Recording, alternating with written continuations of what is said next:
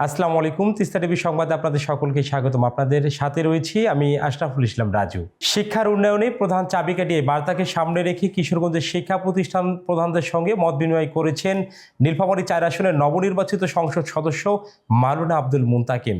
বাংলাদেশ আদর্শ শিক্ষক পরিষদ কিশোরগঞ্জ উপজেলা শাখার উদ্যোগে আয়োজিত সভায় সভাপতিত্ব করেন উপজেলা শাখার সভাপতি ফেরদৌস আলম। বিশেষ অতিথি হিসেবে উপস্থিত ছিলেন আব্দুল রশিদ শাহ আমির, বাংলাদেশ জামাত ইসলামী কিশোরগঞ্জ উপজেলা শাখা, প্রভাষক মোহাম্মদ সাদের হোসেন, শিক্ষা ও সংস্কৃতি বিষয়ক সেক্রেটারি নীলফামারী জেলা শাখা। সভায় নবনির্বাচিত এমপি তার বক্তব্যে কিশোরগঞ্জ ও সৈয়দপুর এই দুই উপজেলাকে শিক্ষার উর্বর ভূখণ্ড হিসেবে গড়ে তুলতে সকলের সম্মিলিত সহযোগিতা কামনা করেন।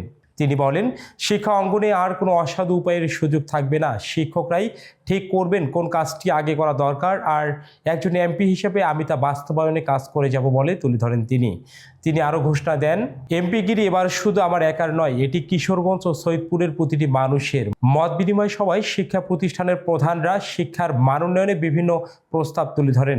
নিতাই মাহবুবিয়া ডাঙ্গাপাড়া দাখিল মাদ্রাসার সুপার জলিল হোসেন বলেন, কিশোরগঞ্জকে সার্বিক উন্নয়নের জন্য আগে শিক্ষার অবকাঠামোগত উন্নয়ন নিশ্চিত করতে হবে।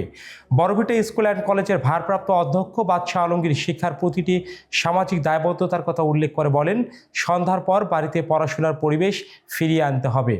শিক্ষকদের শৃঙ্খলা ও জবাবদিহিতা নিশ্চিতে কার্যকর উদ্যোগের আহ্বান জানান তিনি।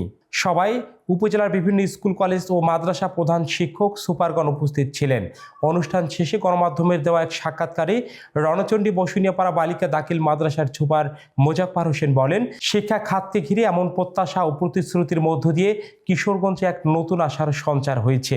এখন দেখার বিষয় ঘোষণাগুলো কত দ্রুত বাস্তব রূপ পায় বলে তুলে ধরেন তিনি।